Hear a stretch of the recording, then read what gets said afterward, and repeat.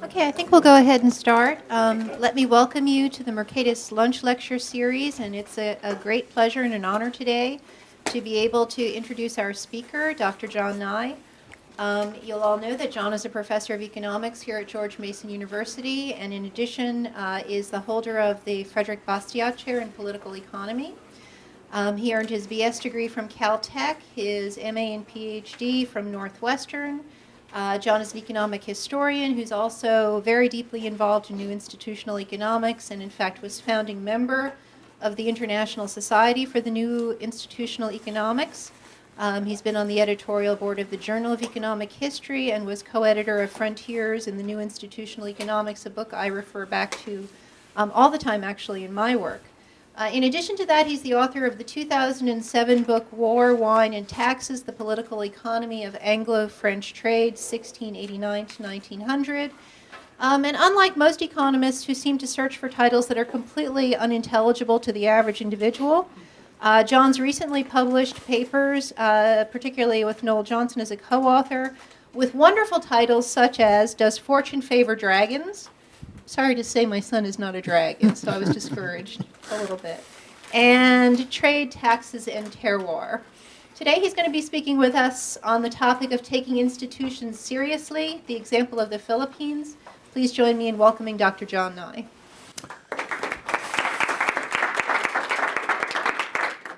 Thank you, Carol, and thank you, everybody. Just to lay out the ground rules at the beginning, I think it's probably best. I'm happy to have you interrupt and ask questions, although I probably suggest that for the first 45 minutes or an hour, we stick to clarifying questions and then get into the heavy lifting a little later in the session. But what am I going to talk about today? Well, what we're going to do is really, I'm going to try to combine two talks into one. Perhaps an appropriate way to think about the talk is actually what I did during my vacation. And part of this is based upon a talk I originally gave at the USAID and the World Bank and the Millennium Challenge Corporation last year about thinking about the role of institutions and what the new institutional economics has to say about development. But in addition, I spent a month in the Philippines this summer working with the World Bank, helping to give them a private internal evaluation of their development policy advice from an institutional and political economy perspective. And I thought that this would be a good place to combine some of those ideas. And for a paper I'm trying to write for a conference to take place in January in Manila, sponsored by the Asian Development Bank. So you get to hear it first. And of course, I will blame you in Manila for any mistakes. That they will be entirely your fault. So the first point I guess we should ask is, one thing you might get the impression by looking at development, that is both within the academic community and within the practitioners community, is you might say, well, aren't we all institutionalists now? Now, that is to say, mainstream economists like Acemoglu, Johnson Robinson, but also people like Danny Lodrick, all tell us that institutions matter and that they're very important. And we seem to be in a world in which everybody acknowledges, at least in principle, that property rights, transactions costs, and the rule of law are very important. Everybody from Hernando de Soto, the Doing Business Index, the World Bank on Governance, etc., and even growth diagnostics, the modern versions of the Washington Consensus, or Hausman, Roderick, Velasco as a competing consensus, all accept property rights and contrast enforcement as critical. But what have we really learned? Well, let's first understand that in many ways there has been an improvement. There's a new development consensus that tends to reject, in theory, simplistic takeoff theories. There's much more of a skepticism about capital transfers and bridge building than there used to be. There's a strong preference for testable, randomizable interventions. And there's much more acceptance of the difficulty of planning development restructuring. But what does this amount to in practice? One of the problems we have, in my view, is that institutions are popular not just because the idea is valuable, but in some sense because the idea is easily abused.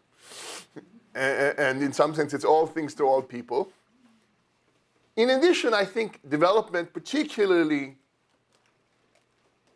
shares many of the worst tendencies, or no, tendency is the wrong way to put it.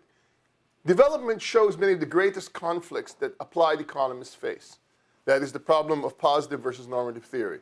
Very often, for instance, when discussing the problems of encouraging development or reform, you see people invoke institutions, both, on the one hand, you have those who want to promote more, say, market-oriented policies, and then talk about institutions as understanding why those are blocked or unsuccessful, versus those who invoke institutions because they don't want market-oriented policies, and then use institutions as a way of promoting their preferred views. And regardless of where your values lie on the spectrum, I do think that we don't do enough positive political economy. I think our understanding about the way in which standard neoclassical theory interacts with institutional constraints to both limit what we can want or what we can ask for and what can be done. We have some sense of that matters, but there's not enough, in my view, that's been done about that, despite the enormous amount spent on development theory. And I think I hope to give you some examples today, both about what's wrong with the way a lot of the development advice is focused, and where we should turn to for suggestions without actually giving you a clear answer as to what we should do. I'll give you some suggestions, but I'll show you why those suggestions are tentative and based upon research that very few people have actually undertaken. First, it's important to remind ourselves that institutions do not negate basic economics. Very often I've seen institutions referred to in the literature as if it means, okay, because of institutional problems or because of the institutional economics, it means that neoclassical theory is wrong, which is the furthest thing from my mind. That is, as somebody who's on record as often critical of the mainstream, I nonetheless take it as a given that standard neoclassical theory should be the basis for all serious discussions of policy and development. There are areas where we disagree, there are areas we don't understand, there are areas of mistakes. We need to start that.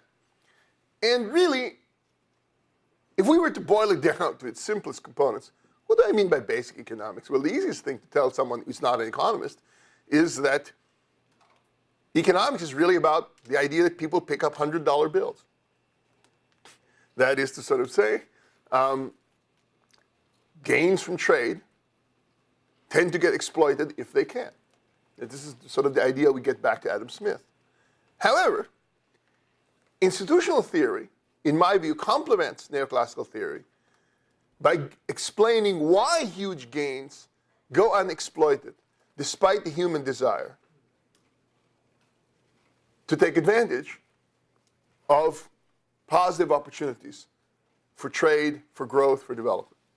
So on the one hand, you have the common sense idea, which I would argue that 90% of economics is about elaborating on this core idea that goes back to Adam Smith and earlier, that gains from trade are very valuable. That is to sort of say, voluntary exchange is mutually beneficial.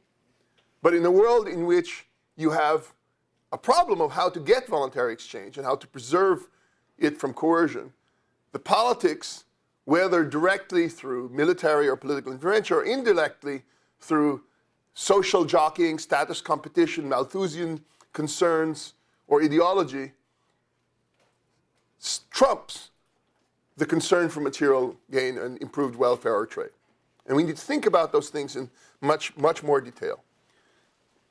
To simplify, if we look at what does the new institutional economics tell us, if we go back to, say, two of the core founding ideas, the man who's probably acknowledged as the godfather of the new institutional economics is Ronald Coase. And Ronald Coase's core idea, that is his critique and amendment of standard neoclassical theory, was that transactions costs are pervasive and have a lot to do with organizational structure. That is, Coase, as most of you know, began his career by asking what seemed to be a very simple question and being stumped by the fact that most economists had no good answer. And he asked, why are there firms? Why is it that in a profession that talks about the virtues of exchange and markets, why is it in the most market-oriented capitalist economies, you have these large organizations called firms, which are organized in as hierarchical and non-market ways as possible? That is, in fact, they are not merely artifacts of not being market economies. That is to say, the more market-oriented the economy, the more you see pervasive firms. And Coase asked a very simple question. Why do firms exist? And Coase's answer, in contrast to that of the standard neoclassical response at the time, was to say, look, it's really about transactions cost. To elaborate, another way of putting it is that the market is not costless to create. That is, even though market forces may be everywhere, that doesn't mean markets exist everywhere. And therefore, the central problem faced by all firms is what others have now called the make or buy decision.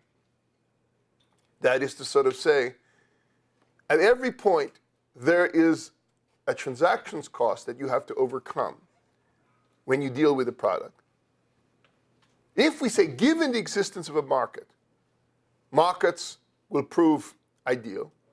The problem you have is that given a high enough transactions cost, it may be easier to produce it in-house without reference to market, especially if a market does not exist.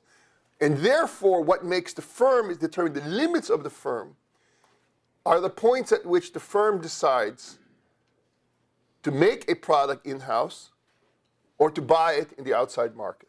And that decision is going to be related to everything from the state of technology to the nature of outside institutions to the pre-existence of certain types of markets to constraints, whether artificial or natural, on your ability to create new markets or to engage in more trade.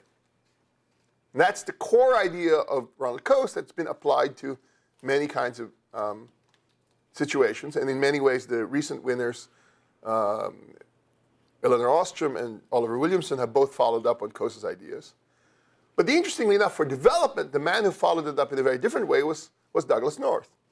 North, another of the founders of the NIE, chose to apply the Coasean perspective to politics. And he basically began to ask himself, why are countries different from firms? And in many ways, North's answer was basically, they're like other human organizations, except they have a de facto and de jure claim to a monopoly on violence. That is, simultaneously, there's the issue of organization, but there's also both the willingness to try and the claim that they should have a right to violence and to constrain the use of violence on the part of others. And whether or not this is just or unjust or it is successful, it is this claim to have a monopoly in force. It's to function in the role of a guarantor or a limiter of what constitute voluntary or involuntary exchange that both makes countries or states or governmental organizations interesting and different from firms without invalidating the areas in which they're very similar. If we go further down this line to ask how does this relate to the new institutional work and development, I might mention sort of a bunch of sort of offshoots of this. You sort of say North's most recent work, in particular with John Wallace of Maryland and Barry Weingass of Stanford, is that the claim that the political economic system is endogenous to the struggle for order. So to talk about the state independent of the conditions of the nature of the competition, where competition is now not voluntary competition in the Smithian sense, but competition which includes competition in the world of potential violence, coercion, and enforcement problems. The politics we get are endogenous partially to the struggle for order. The secondary idea that's related to this is that Elinor Ostrom in particular has developed very strongly, is the idea that local institutions are often peculiar responses to specific problems and that they are endogenous and stable, even in the absence of what look like overt perfect markets.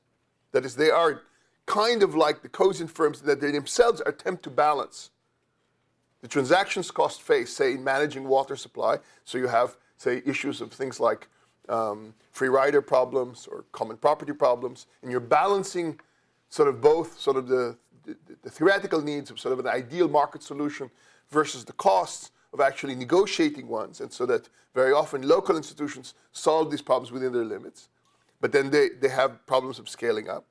And there's claims made in particular by Mansur Olson in his early work and by myself in my own elaborations of North's work, that most of reform tends to be elite reform.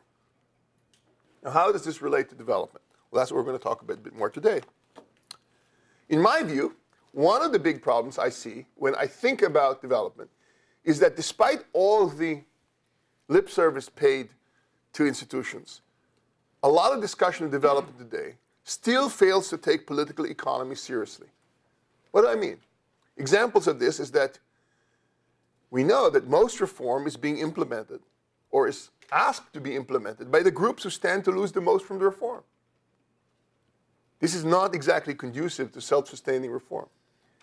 Second, aid agencies do not explicitly take constraints on their actions as limits on what can and should be done. What I mean by this is that aid agencies are well aware that their actions are limited, but they rarely build those limits into the analytics themselves. That is to say, they either treat the limits as sort of arbitrary and sort of given from on high, and then don't discuss them, or talk as if there are no limits, while knowing full well that there are. Finally, in my view, there is still not enough of a focus on self-sustaining reform. Although development practitioners are among the most knowledgeable and institutionally aware in the world, their reforms are often couched in ways that assume a can opener. They presume almost perfect enforcement or monitoring, rather than asking, given imperfect enforcement, given imperfect monitoring, can we structure the reforms in such a way that they will be self-sustaining? That's the thrust of my talk, but then I'll couch it in terms of a very specific case and what I learned sort of working in the Philippines. In my view, despite all the early acknowledgments about the role of institutions and property rights, most discussions of development, particularly at the practitioner level, still focus too much on macro policies, things like debt, fiscal policies, capital labor ratios, education and health, as if they were disconnected from the rest of the economy, gross indices, that is chasing after trying to move you up or down, doing business survey, Kaufman-Cray, Freedom House, etc.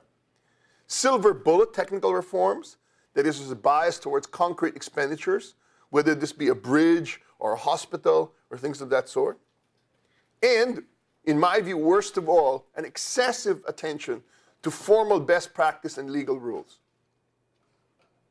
Even at distinguished organizations like Mercatus, there is a tendency to have reform projects which boil down to, let us try to rank the sets of formal best practice legal rules or procedures or things of that sort, and then compare nations or states or groups by how closely they conform to these best practice rules. This is a big problem because I think it's not the formal rule that matter, it's the combination of the formal rule and the enforcement characteristics that you care about. And very often those aren't separated. Let's always remember, the core problem we have is that the desire to provide aid is not equal to the willingness to ensure that aid is effective. I said this at the World Bank, which annoyed a lot of people but amused others. I sort of said, we well understand that there are a lot of critiques of the World Bank, not all of them well-founded. But I sort of said, let us assume that the worst critiques of the World Bank are true. Let us assume that in a first best world, the world would be better off, in theory, were the World Bank and the IMF and USAID to be dismantled and no more aid given in this regard. In my view, however, that is a foolish counterfactual. Why? Because the dismantling of these aid agencies would not remove the demand to give aid, which means the aid would still be given, in my view, often much badly. Therefore, the issue you want to ask is, given that there's the demand to give the aid, how do we figure out a way to configure that in ways that are least harmful and most useful? Right? You didn't need the World Bank to have aid going to Haiti or to Asia when there's an earthquake or a tsunami. And there, those show the same characteristic problems, that the people who give the aid don't seem to care what happens to the aid. You saw the 911. I love those wonderful, there were these TV exposés in Europe about the fact that for the tsunami, they were looking around in India and all the places, I think they looked at a couple of cities where the aid was given, and they tried to track down how the aid was spent. They couldn't find that. And what you have is you have a very strong, every time you have a catastrophe, there's a much stronger impulse to sort of write a check than to figure out that the check actually does anything. And this is, I think, an impulse. Moreover, I'm even leaving out issues like whether governments have an incentive to manipulate this desire in ways that help their foreign policy or will help the State Department's goals or things of that sort. That's not going to go away. I don't like talking about, let's just assume everybody is right thinking and comes up with the right policies. If you want to have a talk like that about what the ideal thing to do, I'm the wrong guy to listen to. In my view, we undervalue or ignore interest group and strategic political considerations. We don't think enough about internal conflict among the elites and dominant interest coalitions. And theory and political economy are rarely integrated. But what do we mean by that? Well, what should we think about as background conditions for how we should reform, or even talk about, forget about how we should reform, how should we talk about reforming the economy in ways that are progressive? I would argue the first step is to separate what I think about as humanitarian from developmental reform. And I think this is very important. That is, I think there are a lot of ways in which in the event of a catastrophe, you want to sort of say, let's make sure this group is fed, or let's make sure that certain drugs are distributed. But that's not the same as reforms which are designed to help the country overcome its poverty so it produces continual sustained growth over a lengthy period of time. They may be related, but in my view, where aid has done best, ideally, is in purely humanitarian reform. Indeed, a lot of, I would argue, the randomization kinds of reforms are about things which are humanitarian or mostly humanitarian. I have seen no evidence yet that the macro reforms or the large-scale reforms necessary to get sustainable development, that we've done a very good job of that with any policy approach, and that randomization, for instance, can target most of those issues.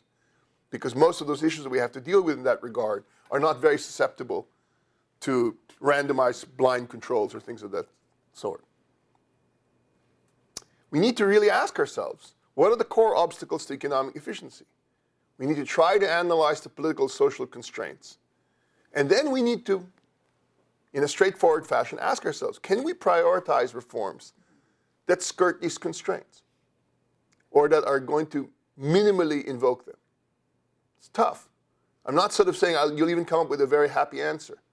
But I am surprised, given the high level of awareness of the constraints on good reform, that we don't ask basically the questions boil down to which reforms have the ideal best effect. And then secondly, which reforms that are actually feasible mirror or move us in the direction of the ideal, perhaps unattainable first best reforms in ways that are politically sustainable. I'll give you some examples. When you do about this is, in many ways, I tell people the best way to think about institutions is to first ignore them. This may seem odd, having just told you about the joy of institutions and political economy.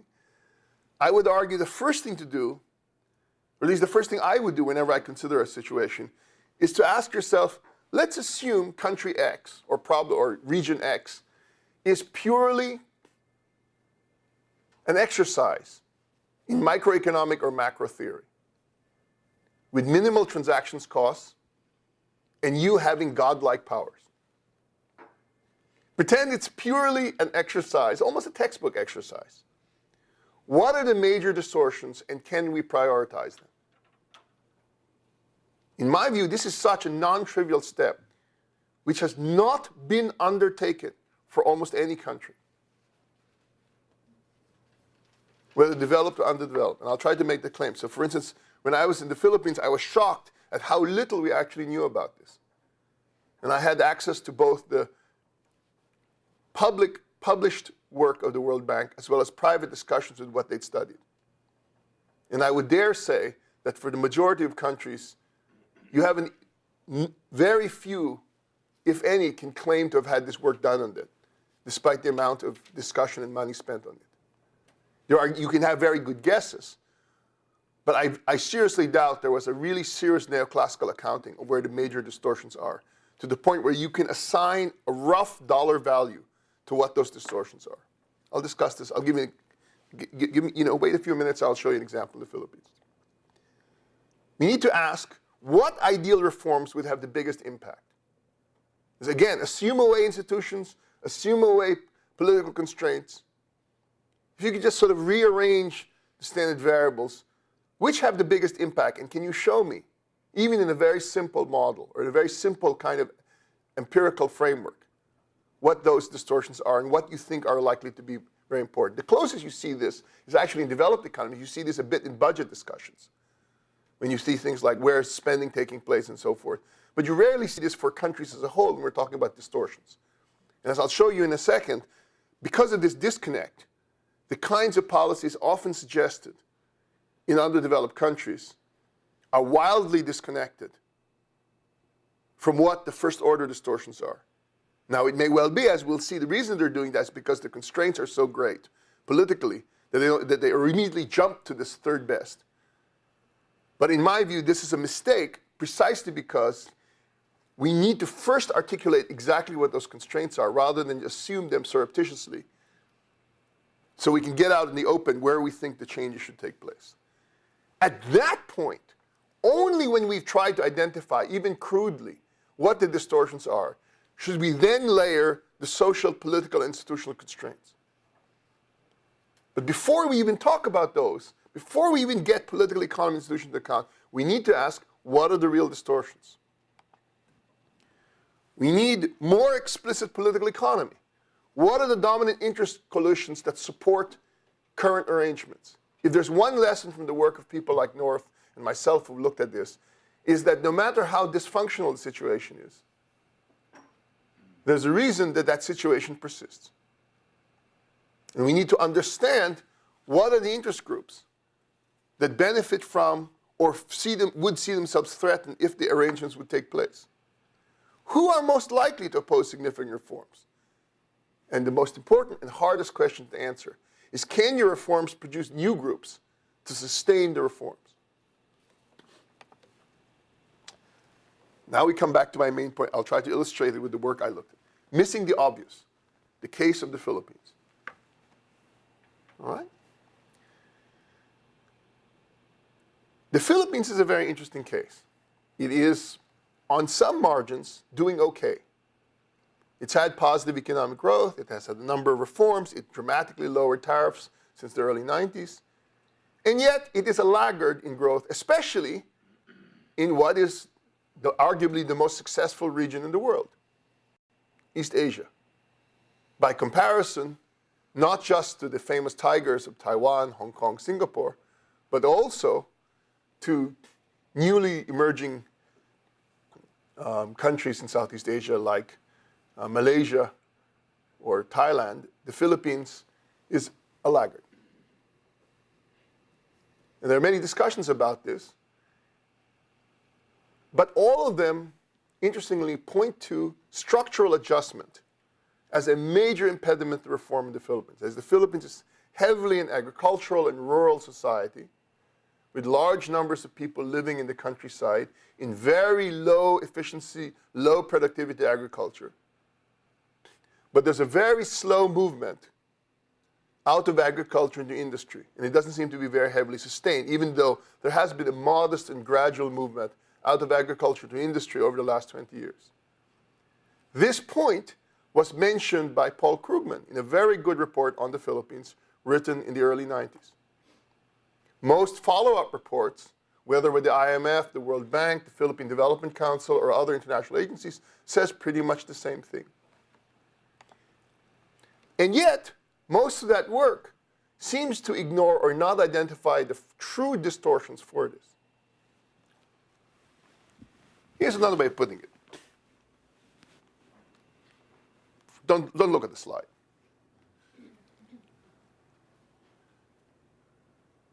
The Philippines, this is not an uncommon situation. When I was there this summer, you hear a representative of a major aid agency. I won't name names to embarrass people. But you'll hear representatives from major agencies or major macro groups or study groups, and they'll sort of have the presentation will go like the following. They'll say, what are the problems of the Philippines? And they'll show you graph after graph showing low economic growth, low productivity, lack of structural adjustment, so forth and so on. And they'll say, and therefore, what should the policy reforms of the Philippines be? They'll go through all this rigmarole, and they'll say high transactions costs, corruption, inefficiency, blah, blah, blah. Try to guess the number one most common policy reform suggested for the Philippines by the IMF, the World Bank, the Philippine Development Council, USAID, and most agencies that have looked at the Philippines. Try to guess what that would be. Any takers? Very good. That is to sort of say that almost all of them, they say the Philippines needs to raise taxes. And every time I stand there with my mouth open, I sort of said, this reminds me of that New Yorker cartoon where there are a bunch of scientists, you know, writing a bunch of equations, and then there's like QED at the end result, and then there's there's a bunch of scientists, they draw a little curve in between the equations and the answer, and they go, and then a miracle occurs. I'm sort of saying, this is not to disparage tax reform, nor is it to disparage lack of fiscal income as a major constraint in development.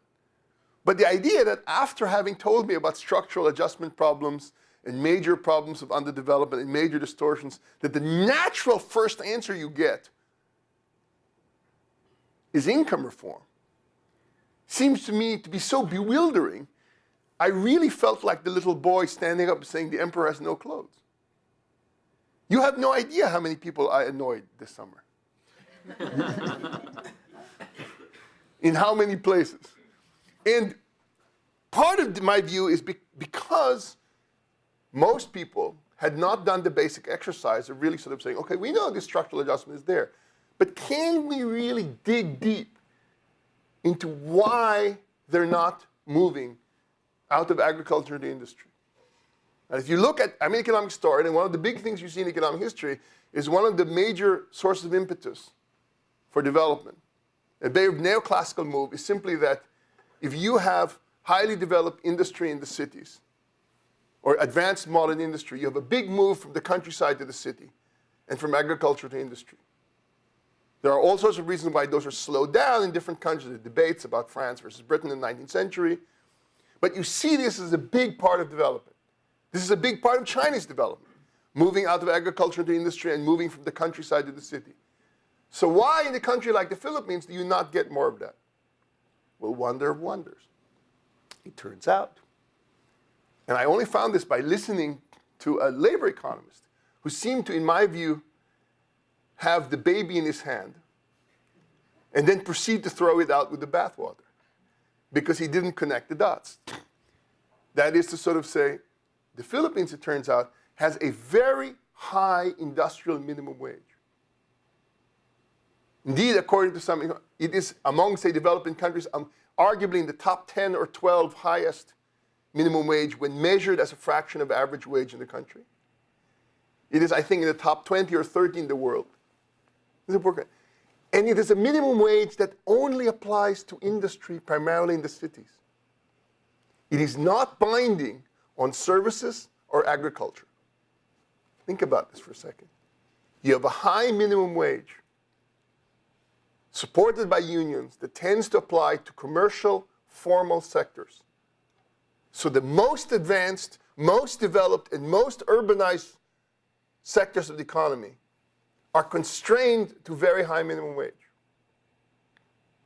The rest of the economy is untouched by this minimum wage. In addition, there are a lot of regulations that would do sort of the worst kinds of social welfare policies proud, which apply, again, primarily to formal industry.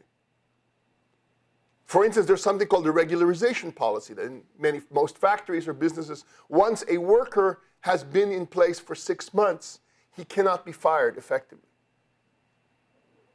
Can anybody tell me what the natural upshot of this law is going to be?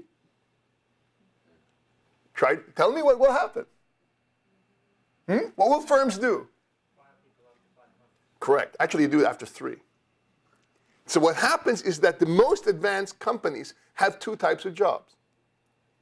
They have more protected, high wage, high productivity jobs. And then they have a whole bunch of low-wage, short-term jobs where people are cycled out after a few months. What you've done is you've created a wedge between agriculture and industry. In contrast, agriculture, which is in addition to being relatively poor, however, is supported by many political coalitions which draw their strength from having a large agricultural sector. You now have a world in which you can pay basically agricultural workers whatever you like. But there's monopoly constraints there too, in addition to minor things like infrastructure and corruption. But if they want to move to the city, they cannot easily move into the highest paying jobs. And there are many constraints against firms incorporating them. Right? On top of all this, we have certain cool things like which restrict competition further. There's no foreign ownership of land unless you inherit it. There are constitutional restrictions on foreign ownership of business. They must be 60% Filipino. Right? There are many constraints on internal competition.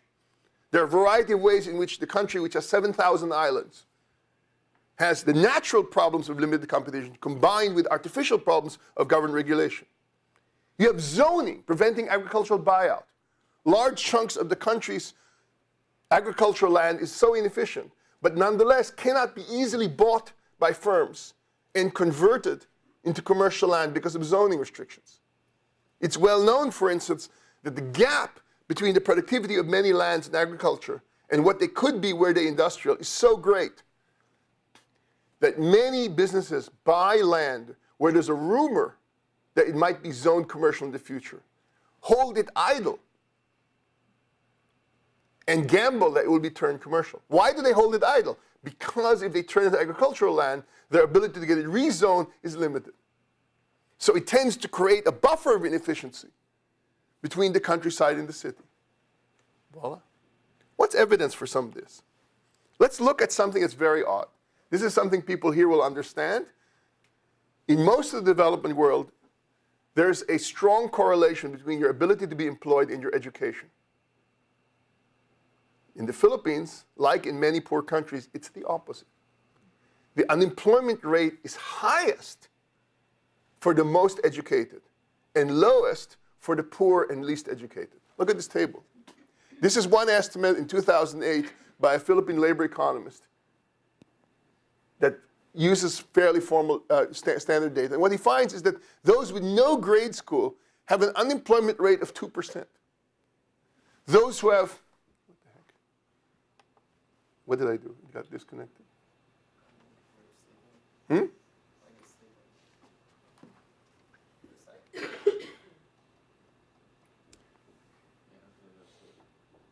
Well, I'll just talk through it then. But as you saw quickly, you can sort of see that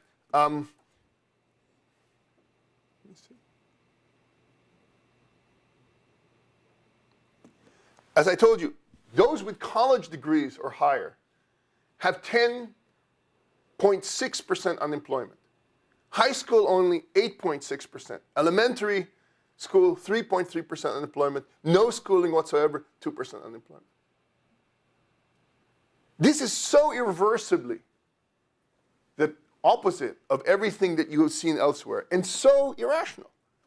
After all, if it is so difficult to get a job as a college graduate, at the margin, you would not want to see people that it's not rational for you to go to college. And this is explained in many ways. People talk, I mean, the standard story I often hear is like, oh, that's because the colleges are so poorly matched workers in education. The education is like so badly matched.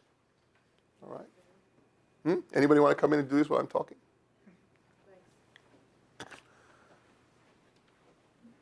But of course, anyone with the most elementary understanding of economic theory can see what the problem is here.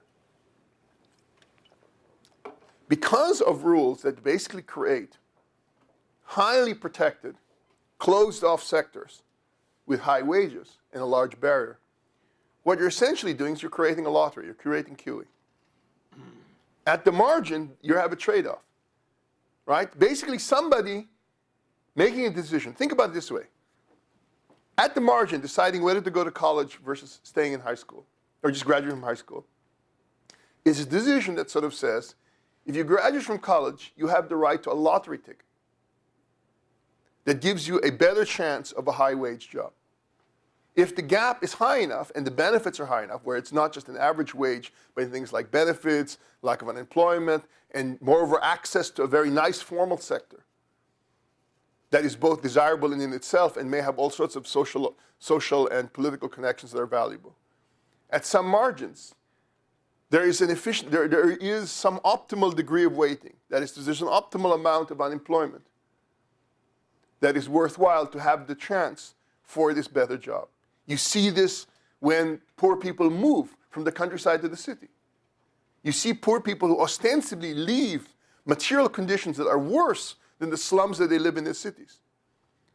But as is well known in the urban and development literature, many of the people moving to the cities are basically participating in the lottery again, in which access to the city gives them the possibility of city jobs and contacts, which then become beneficial not only for themselves, but for their families and for their children. You see this when you see poor villages in countries like the Philippines or in Mexico or South America, hoping to get somebody to get a job in the first world country. It may very often pay for many workers to invest in skills that are most valuable abroad, not at home. And then the hope that if you get one member of the family or one member of the village get that job in the US or Canada or France or Denmark, they can then send money back to the home country. And the extra benefit of getting a steady job by working at home is offset by the much larger payoff if, say, 1 out of 5 workers gets that job abroad. But so interestingly enough, the Philippines has a very, very developed overseas foreign worker program. As I joke, one of the problems is that you have all these laws in the Philippines that make it so hard for firms to invest in the Philippines. So as I like the line I always used to sort of say, the motto should be, exploit Filipinos in the Philippines, not abroad. That is, so many of the laws are designed to limit competition and worry about exploitation, about local workers at home, that instead of making it easy to open companies in the Philippines that hire Filipinos, what happens is that these same workers, who are often highly skilled, are then employed abroad, where those firms provide no extraneous benefits except direct transfers in terms of development for the country, and the Philippines cannot regulate them in any way, shape, or form. So they end up in the Middle East, they end up in North America, they end up on cruise ships, and you have like 500,000 or more relatively semi-skilled and skilled workers working abroad. Why not have companies open up in the Philippines that exploit that? But that would go against a whole bunch of laws that limit competition, and that, of course, run into the problems of sort of a fairly closed economy, which is held together both by a coalition of high-level elites, but also by groups like a variety of populist organizations, everything from unions to those who have notions of sort of redistribution in land class, etc. One of the other examples I was going to talk about here is land reform in the Philippines as an example of how what seems like an ostensibly redistributive policy has the weird effect in practice of serving both as a buttress for certain types of political elites, while doing very little to have genuinely socially useful redistribution. So a classic example is a land reform program called CARP in the Philippines. And this research is based upon ideas of Raul Fabella at University of the Philippines. But he points out the following. The Comprehensive Agrarian Reform Program, I love Philippine acronyms, but you have to have grown up in the world with the sort of interesting nicknames to sort of to fully appreciate how these things work. Nonetheless, the original idea of CARP was to give land to farmers by forcing large landholders, who are supposedly too feudal, to give up lands in exchange for some compensation, with this land either being given or redistributed to poor farmers. The problem, however, is that the designers of the rules also didn't want the land to simply go to the farmers and then to be resold back to the large landholders. But what do? As a result of the rules, they have limits both on resale of the land, and often the lands are pegged at the maximum of a fairly small size. The size of the maximum lands are often independent of the crop. In many cases, the crops cannot sustain a minimally viable production level at existing market conditions. What happens, assuming you actually transfer the lands in that situation? Think about this, right? You have lands redistributed, they're given to people, and the farmer gets the land, but he's told he can't resell it, but he can't really make a very good living off of it. What does he do? He resells it back to the big players informally. Because it is not legal to do this, the sale price is below the market price. However, the big landholders who have major political and social clout, often private armies, have the local connections and the social connections to enforce the property rights, the new de facto property rights. How many countries today you think about which are dominated by a large city or capital city? Can you imagine that you pick some barren outpost in that country, permit it to grow and get to the point that it becomes a center of activity, and ask yourself, how many countries would credibly allow that center, that non-central area to grow without rent-seeking, without destroying it, and with allowing it to force the other areas to grow? That's the real puzzle of China.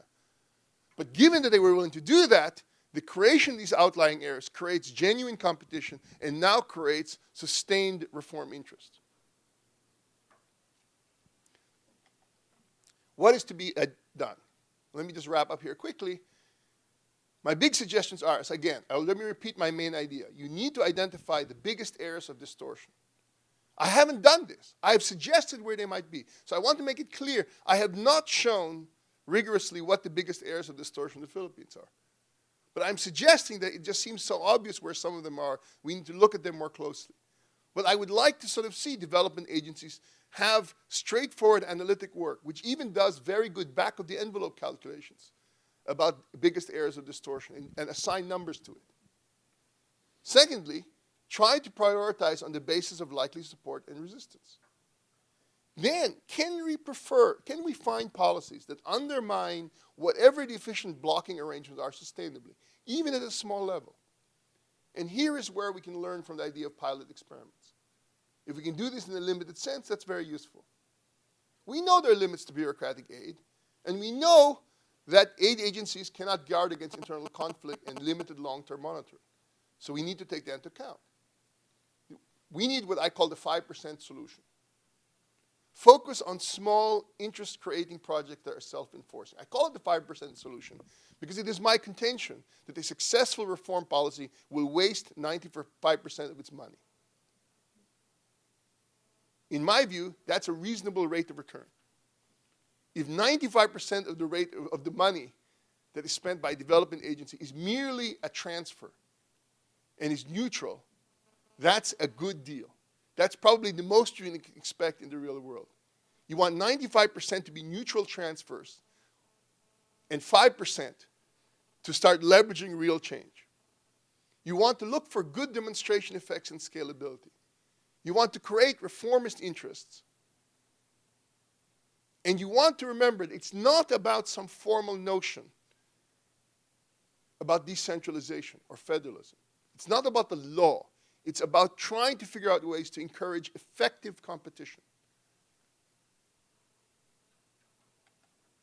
Starting suggestions. Perhaps you should try to open up markets in small regions to improve integration. One of the things I talked about in the Philippines, I jokingly talked about sort of shopping malls as a kind of new Italian city-state. This is not entirely facetious, because in countries like the Philippines, shopping malls are a growth industry. Why? They're almost all dominated by one or two large families. Why? Because one or two large families have both the capital and the political clout to create islands of contract enforcement. They basically internalize public goods in a small area, work on the contracts, and maintain a certain degree of standards. They succeed so well that you actually see even housing developments now springing up around many of these shopping malls. I facetiously said, if you really want true decentralization in the Philippines, you should take several cities a few hours from Manila that are not very well developed and give them to some major interest, even monopoly. I would argue if that's what it takes politically to get decentralized competition, I wouldn't even mind if each taipan had their competing city outside of Manila, because they would have both the political clout to develop it and the willingness to defend those interests. The net result of that would be in the short run, you would see a certain amount of quote-unquote monopoly power. But in the longer run, you would create regional competition because you would have growth and development taking place outside the main capital city. In many ways, this is another version of the Paul Romer kind of story about charter reforms, except in my view, this is easier to support because the Romer view, the Romer suggestions of a kind of mini Hong Kongs would probably run up against domestic opposition. In contrast, my view about shopping mall cities basically takes into account the dynamics that there are some dominant families playing. I'm using the cell phone model. The idea is to get more regional and political competition. If initially it means acknowledging the lack of competition in the market, both politically and business, I think that's a net gain. From an analytic standpoint, we need to ask more the question, what are the most wasteful and unenforceable regulations? What would it take to change or eliminating them? Which policies or reforms are designed to enhance efficiency, and which fairness or some other social or ideological? I don't say, for instance, despite being a Mercatus, I acknowledge that many people don't always want more efficiency, or they don't always want more market orientation or freedom.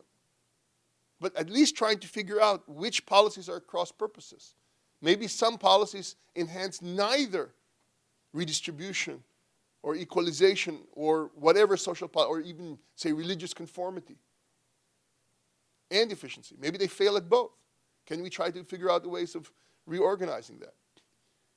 The hardest thing is to try to encourage countries to be more cosmopolitan. Can we find ways to involve international players, not beholden to local interests? Can we encourage regional competition? That's the idea of my shopping mall city. Can we increase market access even if it means short-run monopoly control or unfairness? And above all, don't be fixated on legal details. All reforms come when a core of the population finds them easy to support without altruism. Now I'll open up for questions. Thank you very much.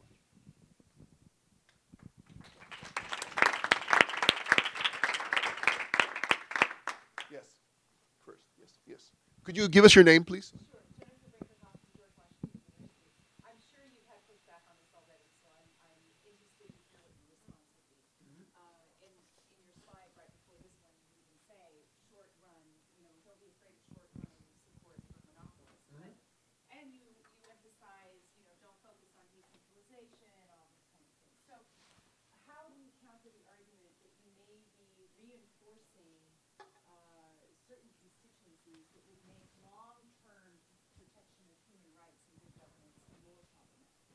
Well, the first thing I would sort of say is, I am in favor of increased decentralization, but you always have to remember what is functionally more decentral.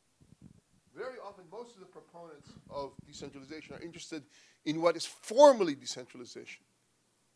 It's exactly like thinking about tax policy. A very good example of that is, think about tax policy. Most countries in the world have highly progressive taxes. As we know, the net result of those highly progressive taxes, the Philippines is not an exception, is that the truly rich and powerful skirt them.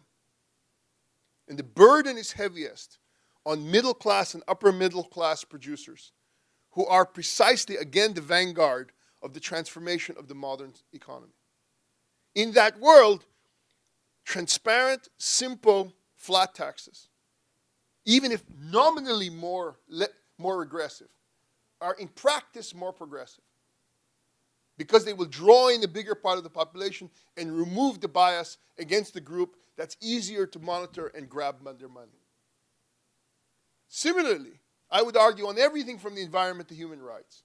In practice, what often happens, the mix of unenforceable regulations and spaghetti rigmarole of laws mean that those with the connections and those with the power will either drag their feet on enforcement or take advantage of the differential problems of enforcing it to use it to create new barriers.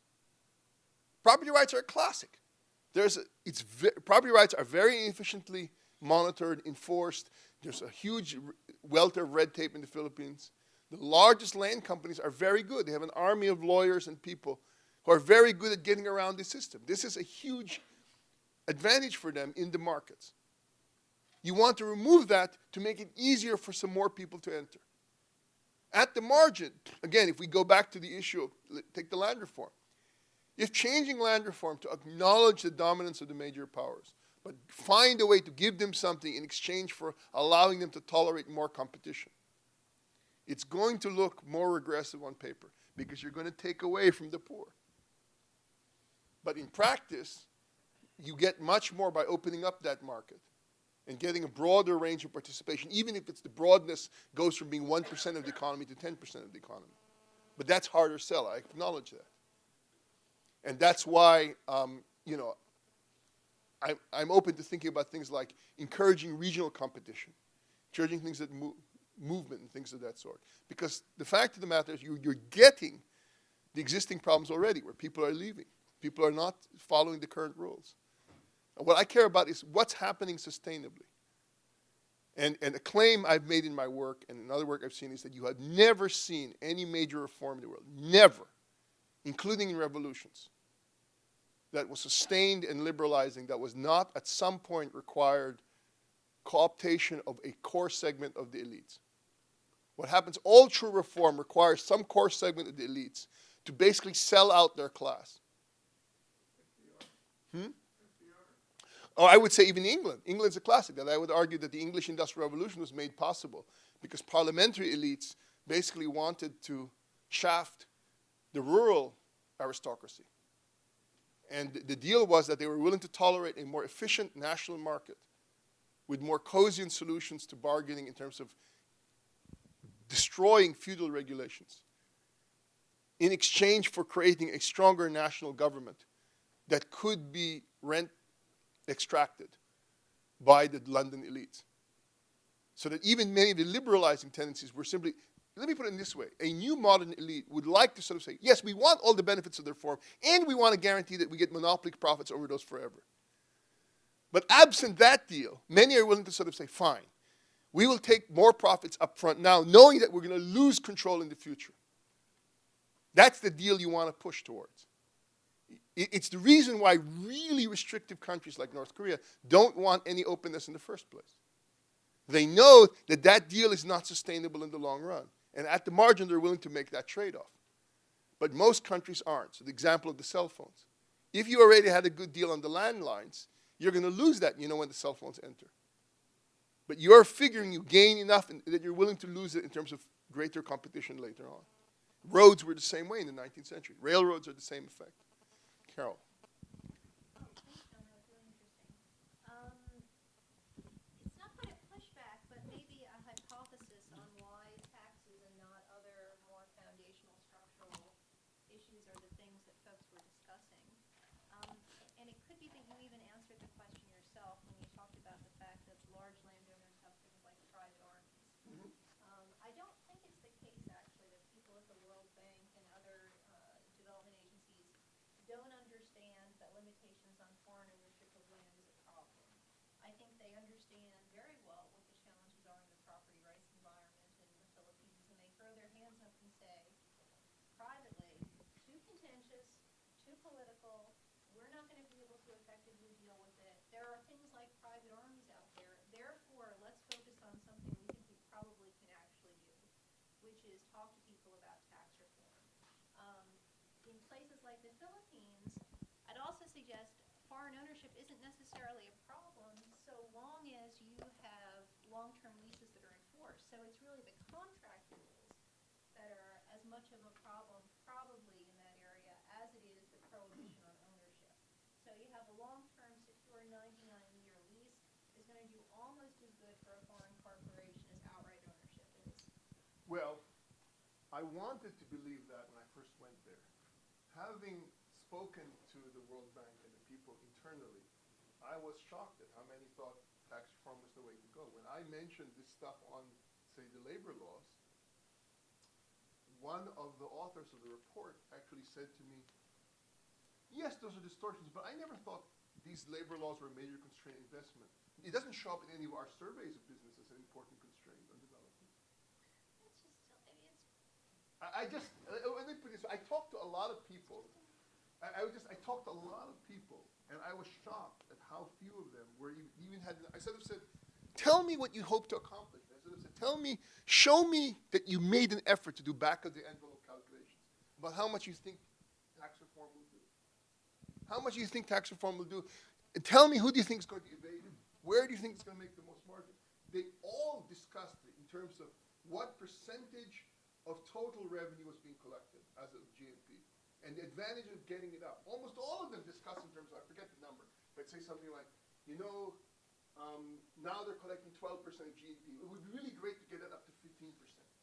And they were like comparing that to other countries' levels of GDP. And I'm going, that's not a structural reason. That's all I'm sort of saying. I think you are too kind to them. Having spent a month in which it was my incentive to, I was happy. I was waiting for somebody to tell me, pull me off to the side and say, John, you're right.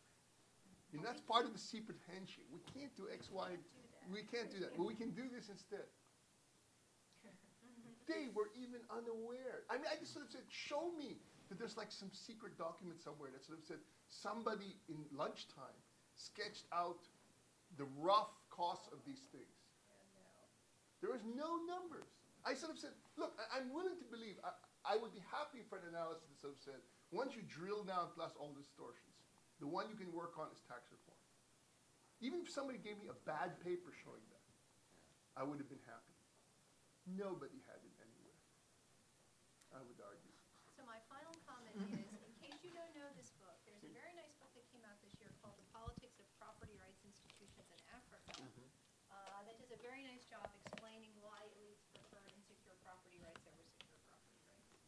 Well, I'll give you an example of something I did learn in the Philippines. So I used to argue with Hernando all the time about the problems with squatters in the Philippines. It wasn't about land rights. It was about the Philippines has where it wants to well-established property rights. Very often it has to do with government lands that are squatted, but it also has to do with private lands that are squatted for political reasons. I'll tell you what. So this, unfortunately, I couldn't include because I can't give you a site. I just talked to politicians who told me, and people who know who told me this. Very often, the squatter problem in Manila or other places in the Philippines exists because the mayors or the politicians have an incentive to get squatters. Why is that? You get more voters, and they can selectively not enforce property rights against their political enemies. So what happens is that you selectively allow squatters to come in, to camp out in lands that of people you don't want or you want to. And then what happens is then you get all those ambiguous Hernando de Soto kinds of issues about how they are the de facto owners but not de jure, and then you can't sell, and you have all these kinds of issues. But the ones who are well protected and who are completely tied in, either because they have their own private enforcement or because they have the right contacts with politics, they don't have problems with those squatters. They keep them out. And it's a mix of those situations. And conversely, after a while, those squatters become a separate voting bloc, which supports the mayor and his policies and things of that sort. It has nothing to do with Hernando's thing about poorly developed rights. And I know this because, I remember having arguments with Hernando about this way back in '87 when I first was advising for him. Okay, and he, even at that time, we had some slight disagreements about where to put the evidence. Yes, Kevin.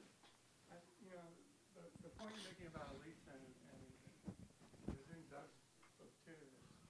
It's kind of an interesting point, right? Which is your argument is the elites are actually just not ambitious enough, because if they were ambitious, they would overextend themselves.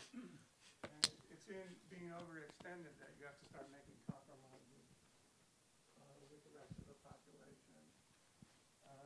And that seems to work in these kind of feudal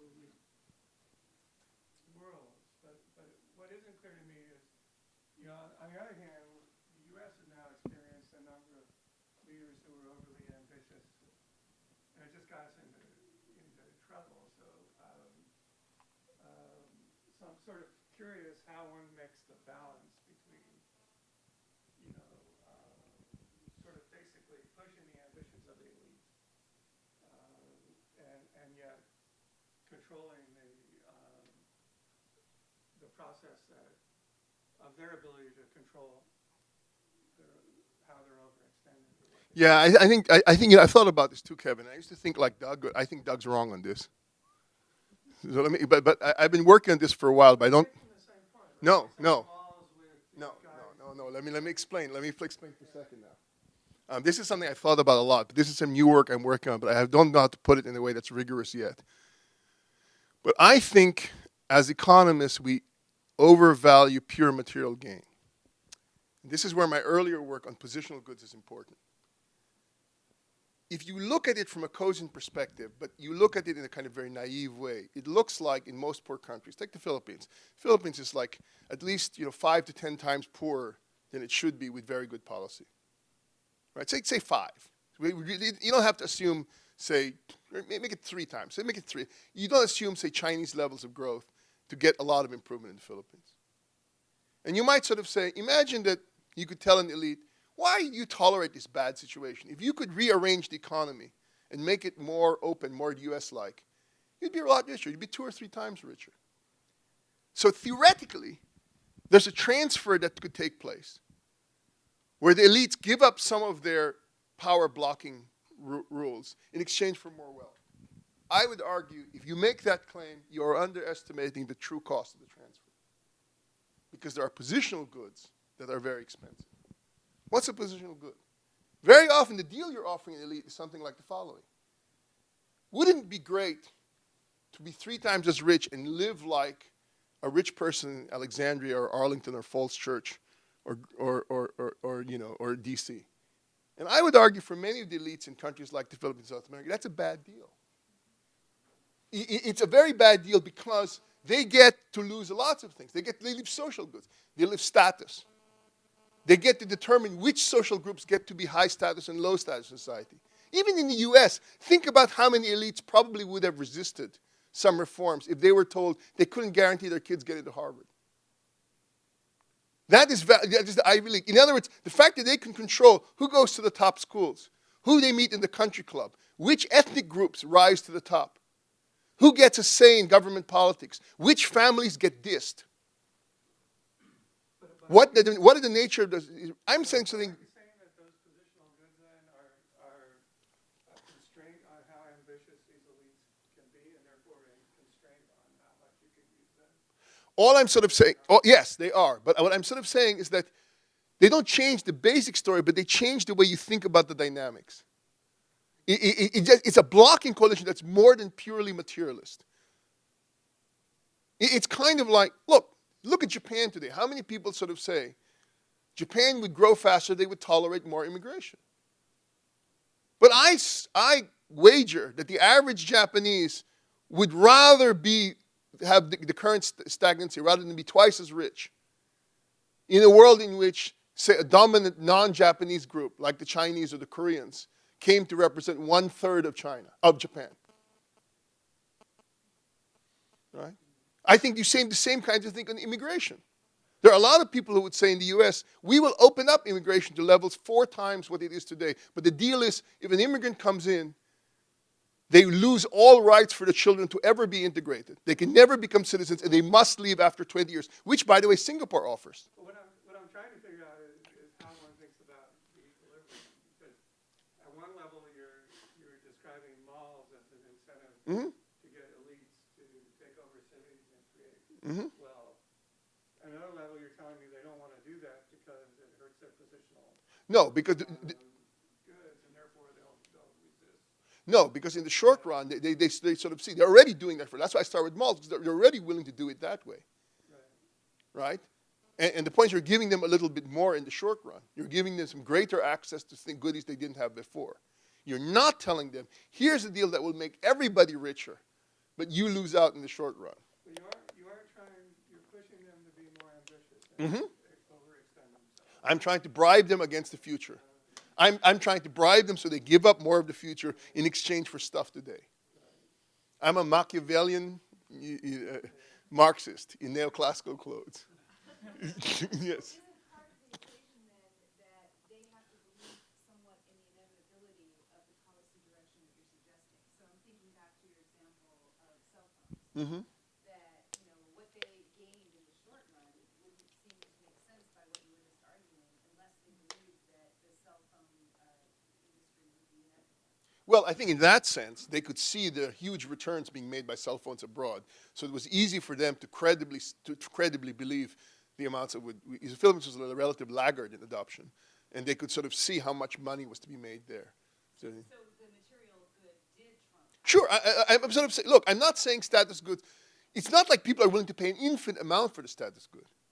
It's a little bit like, I don't know, if you look at the argument made by both North and me, in my paper called Thinking About the State, makes the argument that from a positive standpoint, if you look at the evolution throughout history, the evolution away from, say, slavery and feudalism didn't primarily come because of moral foundations. They came from sort of an opportunity cost issue. States that moved from more slave situations to feudalism, which feudalism was, after all, an improvement on slavery, being relatively more open and having more competition.